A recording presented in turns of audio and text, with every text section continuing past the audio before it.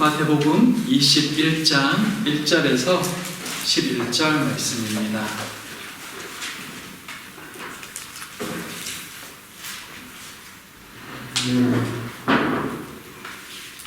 말씀 다 찾으셨으면 우리 말씀 교독하겠습니다. 제가 먼저 읽습니다. 그들이 예루살렘에 가까이 가서 감람산 벳바그에 이르렀을 때에 예수께서 두 제자를 보내시며 이르시되 너희를 맞은편 마을로 가라. 그리하면 본매의 나귀와 나귀 새끼가 함께 있는 것을 보리니 풀어 내게로 끌고 오라. 만일 누가 무슨 말을 하거든 주가 쓰시겠다 하라. 그리하면 즉시 보내리라 하시니 이는 선지자를 통하여 하신 말씀을 이루려 하시니라. 일렀으되 시온 딸에게 이르기를 네 왕이 내게 임하시나니 그는 겸손하여 나귀 곧 멍에 매는 짐승의 새끼를 탓돋다 하라 하였느니라. 제자들이 가서 예수께서 명하신 대로 하여 나귀와 나귀 새끼를 끌고 와서 자기들의 겉옷을 그 위에 얹음에 예수께서 그 위에 타시니 우리의 대다수는 그들의 겉옷을 길에 펴고 다른 이는 나뭇가지를 그려 길에 펴고 앞에서 가고 뒤에서 따르는 무리가 소리 높여 이르되 호산나 다윗의 자손이여 찬송하리로다. 주의 이름으로 오시는 이여 가장 높은 곳에서 호산나 하더라. 예수께서 예루살렘에 들어가시니 온 소동이 소동하여 이르되 이는 누구냐 하거늘 함께 읽습니다. 우리가 이르되 갈릴리 나사렛에서 나온 선지자 예수라 하니라. 아멘. 반갑습니다. 한 주 잘 지내셨습니까? 그래도 날씨가 조금 햇빛이 드니까 좋습니다.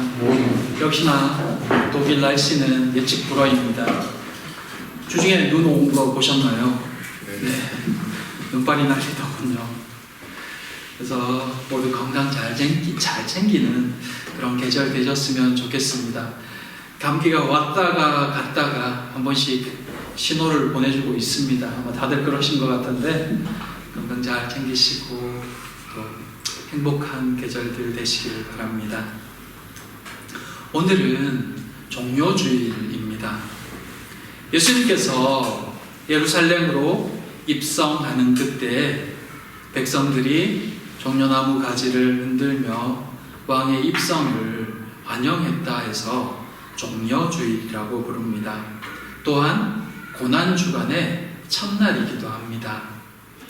오늘 말씀을 통해서 한 해에 한 번씩 기억되는 예수님의 예루살렘 입성과 또 한 주간의 모습을 나누며 예수님의 걸음과 그 영광을 함께 생각해보는 이 시간 되기를 바랍니다.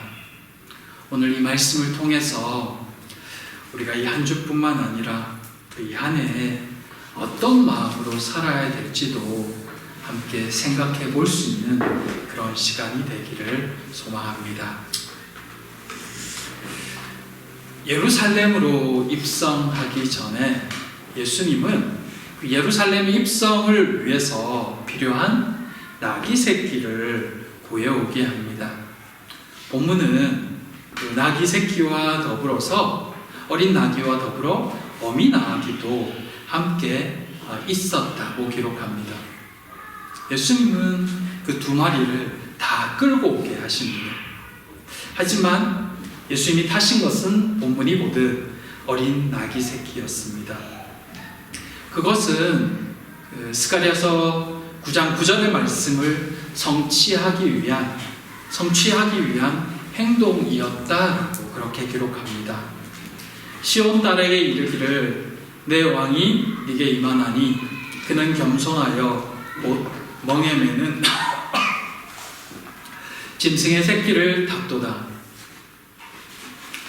분명히 어린 나귀를 타신다라고 되어 있는데 그 어미 나귀까지 함께 데려오게 하신 것은 아마도 어미가 있어야 새끼 나귀가 움직일 것을 생각한 조치였던 것으로 보여집니다. 제자들이 이 어린 나귀의 등에 자기들의 겉옷을 얹었고 예수님은 그 위에 타시죠. 그리고 예루살렘 성으로 입성하십니다. 무리들이 환호합니다. 그들의 겉옷을 길에 펴고 어떤 이는 나뭇가지를, 특별히 종려나뭇가지, 올리브가지 이렇게 표현하기도 하는데 그것을 흔들며 호산나를 외칩니다. 호산나는 구원하소서라는 의미입니다.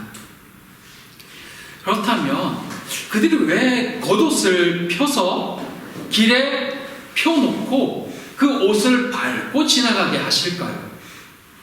그 행위는 그 왕을 인정하고 완전한 복종, 완전한 항복과 충성을 맹세하는 의미가 담긴 행위였습니다. 그래서 자신의 겉옷을 펼친 겁니다. 그들은 지금 예수님을 자신들의 왕으로 인정하며 충성하겠다라고 맹세하고 있는 거죠. 그런 모습으로 그 예루살렘 성 안으로 들어가시니까 온 성이 소동했다라고 표현합니다. 난리가 났습니다. 그렇다면 예수님을 환호하는 무리는 누구였으며 지금 소동하고 있는 성 안 사람들은 누굴까요? 우리는 대체적으로 이 본문을 보면서 며칠 전에 예수님을 환호하는 무리들이 돌을 들어서 예수님을 죽이라고 했다라고 많이들 생각하지만 물론 그들도 있을 겁니다. 그러나 대체적으로는 이 본문에서 예수님을 환호하고 있는 이 소리치는 대부분들은 순례자들이었습니다. 당시는 6월절이었거든요. 6월절이 되면 소위 민족 대기동이 일어납니다. 해외에서까지 들어와서 이 절기를 지키고자 예루살렘으로 온 순례자들이 있었던 것입니다. 그들은 예수님의 3년 공생애 동안 예수님이 행하시는 일들을 들었습니다. 봤습니다. 심지어는 바로 얼마 전에 죽은 나사로를 살리는 것도 봤습니다. 기대할 수밖에 없습니다. 그분이 이제 예루살렘 성으로 들어온다고 했을 때, 수도인 예루살렘 성으로 입성하신다고 했을 때 그들이 어떤 기대를 가졌을까요? 아, 드디어 이분이 왕으로 오시는구나. 그들은 굉장히 들뜨고 행복하고 기대했을 것입니다. 예수님이 나귀를 타고 오시는 모습을 볼 때, 그렇지, 구약에 예언된 모습이야. 스가랴서 9장 9절에 예언된 그 모습대로 오시는구나. 드디어 왕이 오시는구나. 이스라엘의 해방이 얼마 남지 않았구나. 다윗의 자손이 오시는구나. 그들은 소리 높여 나귀를 타고 오시는 예수님을 환영하고 환호했습니다. 호산나 다윗의 자손이여, 우리를 구원하소서. 우리를 돌아봐 주시옵소서. 그렇게 왕으로 오시는 그 메시아를, 구원자를 환호했던 것입니다. 그 시끄러운 소리에 예루살렘 성안 사람들이 깜짝 놀라며 도대체 누구에게 사람들이 이처럼 환호하는가 하고 물은 것입니다. 환영하던 무리들이 대답합니다. 나사렛에서 오신 선지자 예수님입니다. 우리는 해마다 종려주일과 고난주간이 오면 이 말씀들을 다시 한번 읽으며 묵상하곤 합니다.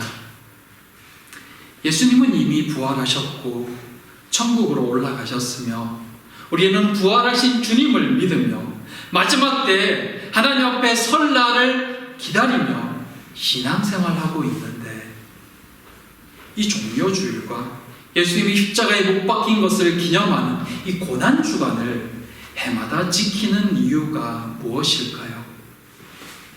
많은 성도들이 고난주간이 오면 또는 사순절에 주님의 고난에 동참하기를 원합니다.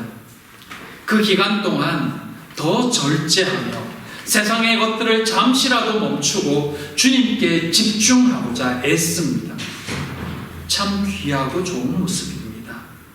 하지만 그것이 한 주에 그치고 또는 사순절 기간에만 끝난다면 연례 행사가 됩니다. 우리가 왜 이 절기를 해마다 계속해서 지켜야 하는지 분명히 아는 것이 그 한 주간을 절제하는 것 못지않게 중요하다는 것입니다. 예수님께서 이 땅에 오심은 호산나 우리를 구원하소서라고 외치며 간절히 구원자를 기다리는 이스라엘과 이 땅에 죽어가는 영혼들의 그 부르짖음을 주께서 아버지께서 들으셨기 때문입니다. 종려주일은 그들의 외침에 대한 하나님의 최종 응답이신 것입니다. 이스라엘은 자신들의 진정한 왕을 기다리며 자신들을 구원해 주실 것을 간절히 구했습니다. 예수님 자신이 그들이 기다리는 진정한 왕이심을 알려주시기 위해 예루살렘 성으로 입성하셨습니다. 사람들은 이 수도인 예루살렘에 왕으로 오신 예수님을 환영하며 승리를 상징하는 종려나무 가지를 흔들고 구원자를 맞이하듯 호산나를 외치며 예수 그리스도의 왕되심을 찬양합니다. 자신들의 옷을 깔아 이 길에 깔아 왕에게 충성과 복종을 맹세합니다. 어린 나귀 새끼를 타고 입성하시는 그 모습은 어찌 보면 참 우스꽝스러운 모습이었지만 사람들은 그것이 구약 성경에 예언된 모습이라고 생각하기에 그 모습마저도 메시아 구원자의 모습이며 또 우리를 구원하기 위해 오셨다며 더 환호하면서 왕을 맞이했을 것입니다. 하지만 그 모습에 담긴 의미는 제대로 알지 못합니다. 예수님께서 왜 그날에 나귀를, 그것도 새끼 나귀를 타셨는지, 그것도 평생에 단 한 번 나귀를 타셔야 했던 이유를 알지 못합니다. 그저 말씀에 기록되어 있으니 그러려니 한 것이죠. 세상이 생각하는 왕의 모습이 있습니다. 백성들의 환호 역시 왕의 입성에서 늘 나타나는 모습이었습니다. 주님은 알고 계셨습니다. 그들이 예수 그리스도를 왕으로 환호하고 있지만 그 환호가 그릇된 기대와 오해에서 나온 환호라는 것을 말입니다. 그럼에도 주께서 그들의 환호와 함성을 들으시면서 예루살렘으로 입성하신 이유는 예수께서 정말 그들의 왕으로 구원자로 오셨기 때문입니다. 주님은 그들의 호산나라는 그 부르짖음에 응답하시기 위해서 오신 것이 맞습니다. 그러나 주님은 군마가 아닌 새끼 나귀를 타셨습니다. 이는 주님의 구원 방식이 세상의 힘과 논리와는 전혀 다를 것을 선포하신 것입니다. 예루살렘 성으로 들어가시면서 새끼 나귀를 타신 이유는 철저히 말씀에 복종하시기 위함이셨습니다. 또한 왕으로서 어린 나귀를 타심은 왕이신 예수님이 어떻게 당신의 백성을 구원하실지를 보여주시는 모습이기도 했습니다. 낮아지심으로 죽기까지 자신을 낮추심으로 백성들을 구원하실 것을 보여주신 것입니다. 그것은 세상의 방식, 세상의 상식과는 전혀 반대의 모습이었습니다. 왜 백성들을 구원하시는 모습이 낮아지심과 순종의 방식이셨을까요? 하나님은 얼마든지 힘도 있고 능력도 있고 권위도 갖고 계신데 왜 그들을 구원하시는 방식이 낮아지심과 순종 이셨을까요? 세상의 죄악이 하나님과 같아지려는 교만과 그 교만으로 말씀을 어긴 불순종에서 시작되었기 때문입니다. 그렇게 사람과 하나님의 관계가 끊어졌고 그 끝은 사망이었습니다. 예수님께서 그 사망의 끈을 끊어버리기 위해 이 땅에 오셨습니다. 인간으로서는 도저히 끊어버릴 수 없는 그 사망의 끈을 끊어버리기 위해 하나님이신 예수님께서 직접 인간이 되시기까지 세상의 방식과는 정반대의 방법으로 자신을 낮추신 것입니다. 예수님의 사역은 언제나 말씀의 순종함과 낮아지심이셨습니다. 교만과 불순종으로 죽게 된 인간을 구원하시기 위해 먼저 낮아지셨고 또 순종의 본을 보이셨습니다. 그 사역의 마지막은 십자가였습니다. 죽기까지 순종하셨으며 자신을 낮추시되 죄인들의 손에 죽기까지 낮추셨습니다. 예루살렘 입성은 새끼 나귀를 타고 입성하심은 바로 그 마지막 순종을 향한 첫 걸음이셨던 것입니다. 세상 왕처럼 군마가 아니라 어린 나귀 새끼를 타심은 세상의 방식이 아닌 하나님의 방식대로 순종과 겸손과 낮아지심으로 그들의 백성을 구원하실 것을 그들에게 보여주신 것입니다. 예루살렘 입성 역시 순종과 낮아지심이셨다는 것입니다. 사랑하는 성도 여러분, 종료주일 그날의 모습은 매년 기억하는 그날은 예수님께서 얼마나 고통당하셨나, 얼마나 힘드셨냐의 차원이 아닌 예수께서 우리를 얼마나 사랑하시는지, 어디까지 낮아지시며 하나님께 순종하셨는지를 보여주는 모습이셨습니다. 예수님은 이 땅에 죽기 위해 오셨습니다. 우리의 죄를 짊어지시고 희생제물이 되기 위해 오신 것입니다. 왜 예루살렘에서 죽으실까요? 그곳에 성전이 있기 때문입니다. 아브라함이 이삭을 바치던 곳, 해마다 6월절이면 수십만 마리의 양이 제물로 드려졌던 제단, 그리고 구약의 모든 예언들이 가리키고 있는 그 희생제사의 장소인 그 성전에서 당신을 마지막 완전한 희생제물로 드리기 위해 예루살렘 성으로 입성하신 것입니다. 우리의 모든 죄 때문에 말입니다.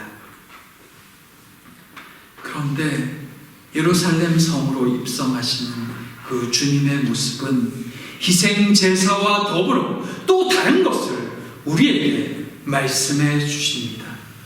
예수님의 공생애 내내 보여주셨던 모습, 아니 이 땅에 오심으로부터 내내 보여주셨던 모습, 낮아짐과 순종의 모습, 우리를 위해 죽으시는 것뿐만 아니라 어떻게 살아야 철저히 죄악에 맞서는 것인지, 어떤 것이 그리스도인다운 승리의 모습인지를 계속해서 가르쳐주고 계신 것입니다. 우리를 살리시는 것뿐만 아니라 어떻게 살아야 하는지도 보여주셨다는 것입니다.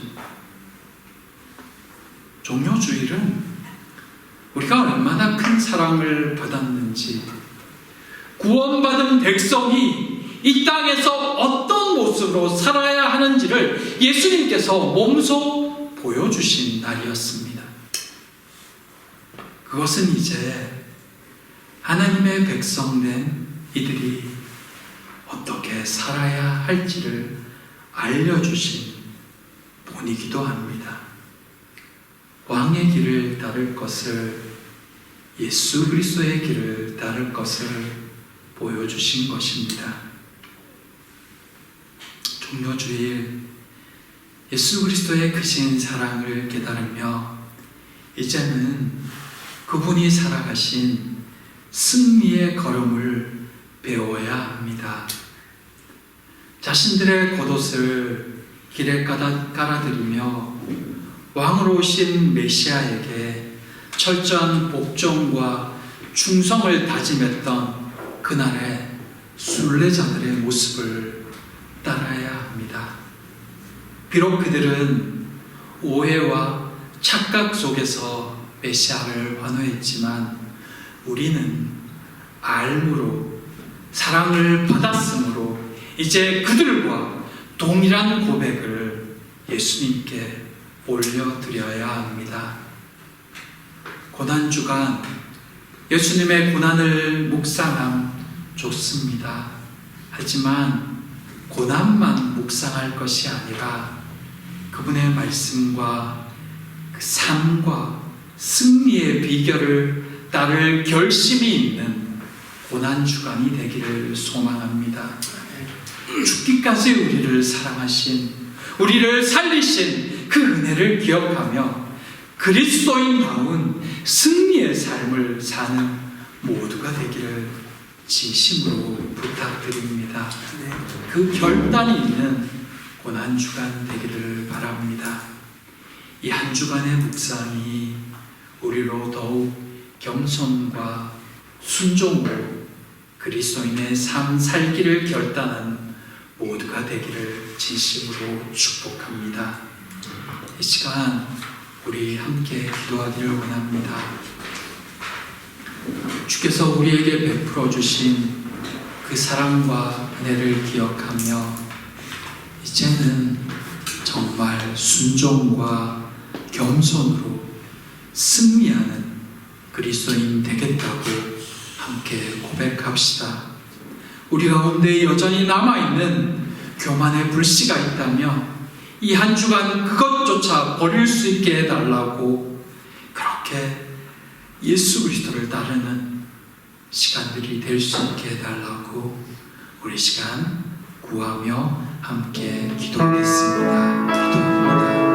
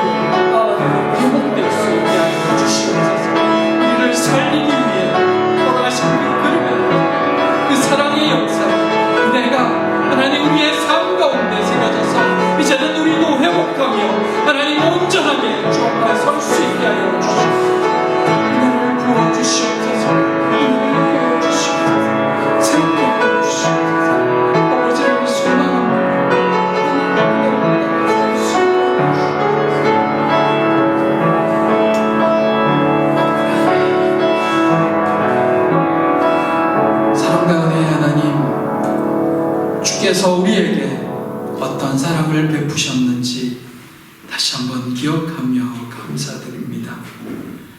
반복되는 고난의 묵상이 아닌 이제는 승리하는 그리스도인의 삶을 살기 소망합니다. 저 저희를 더욱 하나님의 자녀답게 살도록 붙들어 주시옵소서. 이 한 주 더욱 주님을 따르며 소망하는 시간 되기를 바라오며 예수님 이름으로 기도드립니다. 아멘. 아멘.